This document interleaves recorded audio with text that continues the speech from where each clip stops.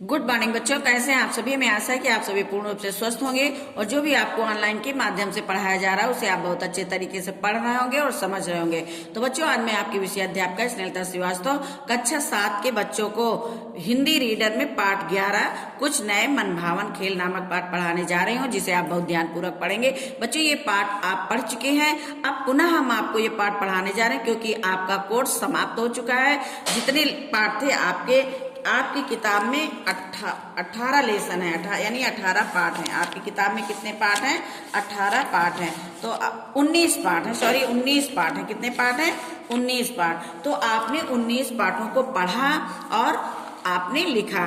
तो अब हम आपको पाठ 11 से पुनः पढ़ाने जा रहे हैं क्योंकि अभी तक आपके जो हाफ ईयरली हुआ उसमें आपके पाठ जो है 10 तक आया। अब पाठ 11 से पाठ 15 तक आपके यूनिट सेकंड में आएगा, इसलिए हम आपको यूनिट सेकंड की तैयारी कराने के लिए पाठ 11 पुनः पढ़ाने जा रहे हैं, जिसे आप बहुत ध्यानपूर्वक पढ़ेंगे। तो जब भी आपको किताब पढ़ाई जाए तो आप किताब खोल करके बैठेंगे और किताब को पढ़ेंगे। तो बच्चों, आप पाठ 11 पढ़ेंगे। कुछ नए मनभावन खेल जैसे सभी बच्चों को बहुत प्रिय होते हैं। यहाँ पे कुछ मनभावन यानी मन को लुभाने वाले, मन को अच्छे लगने वाले खेलों के बारे में बताया गया है। तो आइए हम पुनः इस पाठ को पढ़ते हैं। खेल मानव मन में स्फूर्ति चेतना, साहस, उमंग और आनंद की भावना को जन्म देते हैं। खेल से आत्मविश्वास, आत्मानुशासन, समूह में काम करने की प्रवृत्ति और मानसिक एकाग्रता का विकास होता है। वर्तमान शिक्षा प्रणाली में खेलों को पाठ्यक्रम का अनिवार्य अंग स्वीकार किया गया है। इस पाठ में कुछ नए मनभावन खेलों के विषय में बताया गया है। बच्चों, खेल से मनुष्य में स्फूर्ति होती है, चेतना होती है, साहस, उमंग और आनंद की भावना जन्म लेती है। खेल खेलने से बहुत से लाभ होते हैं। खेलों से आत्मविश्वास जगता है, आत्मानुशासन होता है, समूह में काम करने की प्रवृत्ति और मानसिक एकाग्रता का विकास होता है। तो कुछ खेल ऐसे होते हैं जो हम घर में खेलते हैं, लेकिन कुछ खेल हम बाहर खेलते हैं। बाहर के खेलों में बच्चों जो है अधिक लोगों के साथ यानी समूह में काम करने की प्रवृत्ति और मानसिक एकाग्रता का विकास होता है। वर्तमान शिक्षा प्रणाली में यानी जो आज इस समय शिक्षा प्रणाली है, इसमें खेल के पाठ्यक्रम को जो है अनिवार्य बताया गया है। इस पाठ में कुछ नए जो है मनभावन खेलों के विषय में बताया गया है। आइए हम पढ़ते हैं। स्वास्थ्य शरीर की कार्य सिद्धि का प्रमुख साधन होता है। कहा भी गया है, शरीर मादायम खलु धर्म साधना, यानी जो है स्वास्थ्य के कार्य सिद्धि के लिए खेल जो है बहुत प्रमुख साधन होता है। कहा गया है कि शरीर को अच्छा रखने के लिए जो है बहुत अच्छा साधन खेल होता है। उत्तम स्वास्थ्य के लिए व्यायाम और खेल अनिवार्य है। अगर आप अपना स्वास्थ्य उत्तम चाहते हैं, अच्छा स्वास्थ्य चाहते हैं, तो खेल बहुत उसके लिए अनिवार्य है। बच्चे तो खेल का नाम सुनते ही प्रसन्न हो जाते हैं। विद्यालय में खेल के क्लास यानी पीरियड के दौरान मैदान में दौड़ने, भागने, तरह तरह के खेल खेलने, योगाभ्यास या व्यायाम करने में बच्चों को बड़ा आनंद आता है। बच्चों, जैसे ही खेल का पीरियड होता है वैसे ही बच्चे बड़े प्रसन्न हो जाते हैं और मैदान में दौड़ने, भागने लगते हैं तथा तरह तरह के खेलों का अभ्यास करने लगते हैं। व्यायाम और खेलों में बच्चों को बहुत आनंद आता है। खेलों में निर्भयता, उमंग, आत्मानुशासन, समूह में काम करने की प्रवृत्ति और प्रकृति से प्रेम की भावना जागृत होती है। बच्चों, खेल खेलने से हमें बहुत से लाभ होते हैं, जैसे खेल से निर्भयता यानी खेल खेलने से डर खत्म हो जाता है, उमंग आता है, आत्मा में अनुशासन होता है और समूह में काम करने की प्रवृत्ति होती है। कबड्डी का खेल हो या क्रिकेट का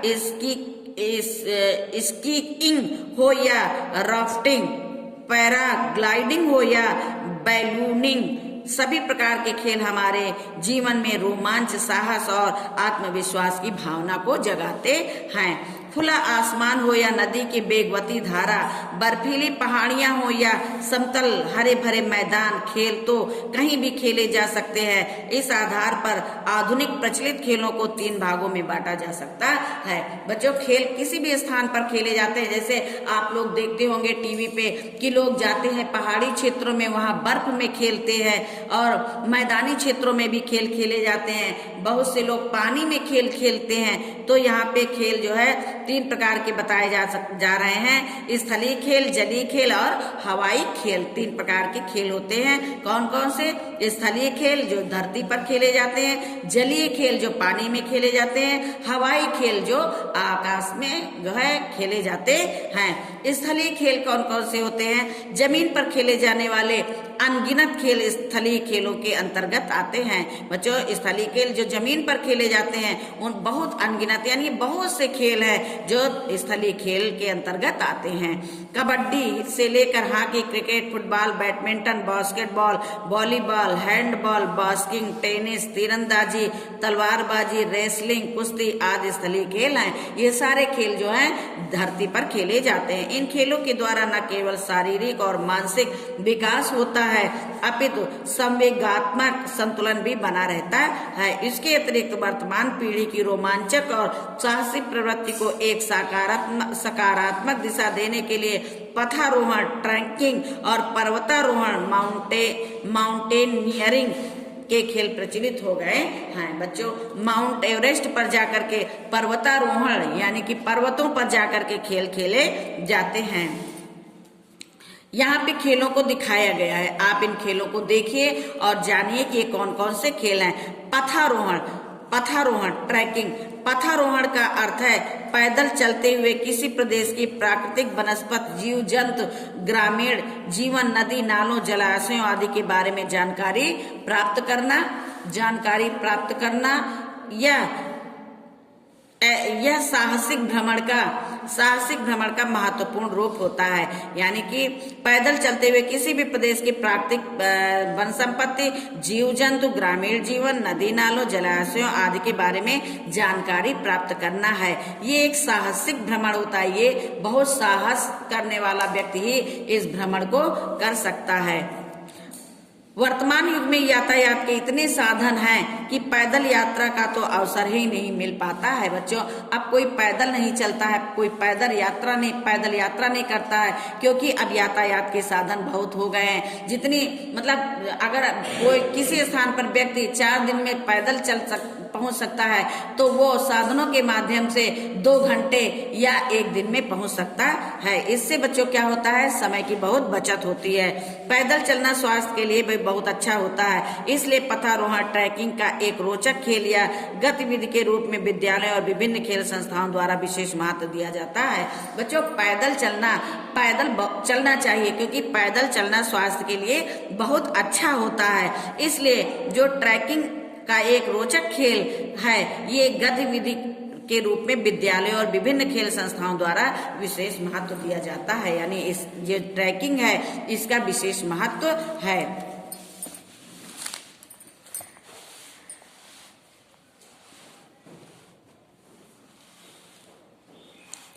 पथारोहण पर जाते समय ऋतु के अनुसार कपड़े, नोटबुक, छड़ी, दिया सलाई, मोमबत्ती, आवश्यक उपचार सामग्री, कैमरा आदि लेकर जाना चाहिए। सामान इतना ही हो जितना पीठ पर आसानी से लादा जा सके। बच्चों, पथारोहण पर जाते समय मौसम के अनुसार यानी ऋतु के अनुसार हमें कपड़े लेने चाहिए। जैसे आप ठंडक के महीने में पथारोहण करने जा रहे हैं तो आपको ठंड के कपड़े लेने चाहिए। अगर आप गर्मी के मौसम में जा रहे हैं तो आपको गर्मी के हिसाब से कपड़े लेने चाहिए। और अगर आप वर्षा के मौसम में जाते हैं तो आपको उस हिसाब से कपड़े यानी ऋतु के अनुसार कपड़े लेकर चलना चाहिए। साथ में आपके नोटबुक हो, यानी नोटबुक का मतलब आप कहाँ जा रहे हैं और किस स्थान पर आपको क्या अच्छा लगा उसके बारे में आपको लिखना चाहिए। दिया सलाई हो, यानी कहीं पे लाइट की व्यवस्था नहीं होती है, लाइट चली जाती है, तो आप दिया सलाई से मोमबत्ती जला सकते हैं। आवश्यक उपचार सामग्री, यहाँ आपको उपचार सामग्री भी ले चलना चाहिए, कैमरा आदि भी, क्योंकि वहाँ के चित्र आदि को आप ले सके, तो ये सब सामान ले जाना चाहिए। लेकिन सामान इतना ही हो जितना आप पीठ पर लेकर आसानी से जो है चल सके, यानी कि कहीं कहीं जो है पथारोहण पर आपको कहीं चढ़ना पड़ सकता है, तो आप जो सामान ले जाएंगे उसे आपको पीठ पर लादना पड़ेगा। अब आइए आप पर्वतारोहण के बारे में आपको बताते हैं। बच्चों, पर्वतारोहण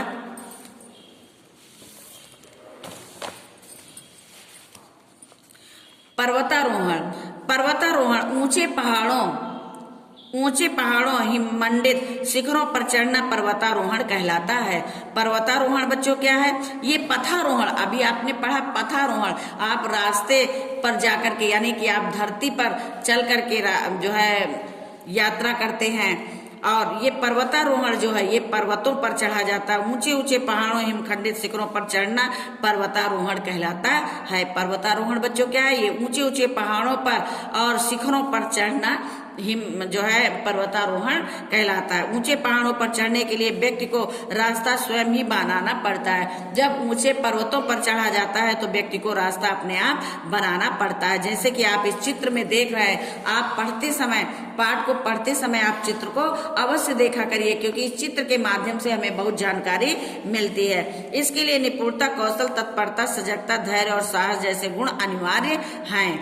अब पर्वतारोहण के लिए बच्चों, पर्वतों पर ऐसे कोई नहीं चढ़ सकता है। अब पर्वत पर चढ़ने के लिए बहुत निपुण होना चाहिए व्यक्ति को। कौशल, तत्परता, सजगता, धैर्य और साहस जैसे गुण अनिवार्य हैं। पर्वतारोहण संस्थाएं पहाड़ों पर चढ़ने का प्रशिक्षण भी देती हैं। पर्वतारोहण संस्थाएं जो होती हैं वो पर्वतों पर चढ़ने की का प्रशिक्षण यानी ट्रेनिंग भी देती हैं। Nainital mountaineering club, Nainital Ramjas sports and mountaineering institute, Patel Nagar, Nai Delhi, Nehru पर्वतारोहण संस्थान, उत्तरकाशी, उत्तराखंड जैसी कई और संस्थाएं पर्वतारोहण का प्रशिक्षण देती हैं। ये बच्चों संस्थाएं हैं, जो लोग पर्वतारोहण करना चाहते हैं उनको ये संस्थाएं ट्रेनिंग देती हैं। पर्वतारोहण के समय ऑक्सीजन सिलेंडर, स्लीपिंग बैग, धूप का चश्मा, आवश्यक प्राथमिक चिकित्सा सामग्री, ट्रैकिंग के जूते, नोटबुक, कैमरा और अन्य आवश्यक सामान जिसे उठाकर चला जा सके साथ ले जाना चाहिए। बच्चों, जितनी चीजें ऊपर बताई गई हैं ये सारी चीजें, ऑक्सीजन का सिलेंडर भी ले जाना चाहिए, क्योंकि पर्वतों पर बहुत ऊंचाई पर जब आप चढ़ेंगे तो वहां पर धीरे धीरे ऑक्सीजन खत्म होती जाती है, तो वहां पे सिलेंडर के द्वारा ऑक्सीजन ली जाती है। पर्वतारोहियों के साथ शेरपा कुली भी चलते हैं, यानी पर्वतारोही जो पर्वतारोही होते हैं उनके साथ शेरपा कुली, यानी जो वहाँ के कुली होते हैं, क्योंकि जो व्यक्ति कहीं बाहर से जाते हैं उनको वहाँ के बारे में जानकारी नहीं होती है, तो उनके साथ वहाँ के कुली लोग भी चलते हैं जो हर जगह की जानकारी देते रहते हैं, जिन्हें उस पहाड़ी इलाके के विषय में पर्याप्त जानकारी होती है। विश्व की ऊंची पर्वत चोटियों पर विजय प्राप्त करने वालों को देश विदेश में मान सम्मान मिलता है। तो बच्चों, जो लोग इन पर्वतों की चढ़ाइयों को पूरी कर लेते हैं उन्हें जो है देश विदेश में सम्मान भी मिलता है। अब आइए स्कीइंग के बारे में जानते हैं। बर्फ पर फिसलने का साहसिक खेल स्कीइंग कहलाता है। जो लोग आप लोग टीवी के माध्यम से देखते होंगे कि पर्वतों पर जो है कुछ लोग जाते हैं वहां पे घूमने के लिए, तो वहां पे वो पर्वतों जो बर्फों पर चलते हैं, बर्फ पर चलते हैं, फिसलते हैं। इस साहसिक खेल को स्कीइंग कहा जाता है। पहाड़ी ढालों पर जहां बर्फ की मोटी परत जमा होती है, खिलाड़ी Skinner, ice stick, skiing shoes, skiing board, धूप का चश्मा, दस्ताने और लंबी बड़ी टोपी पहनकर बर्फ पर फिसलने का आनंद लेते हैं। इस खेल का आरंभ इसके डेनेविया से हुआ ऐसा माना जाता है। भारत में जोशीमठ के निकट स्थित औली का मैदान स्कीइंग के लिए विश्व प्रसिद्ध है।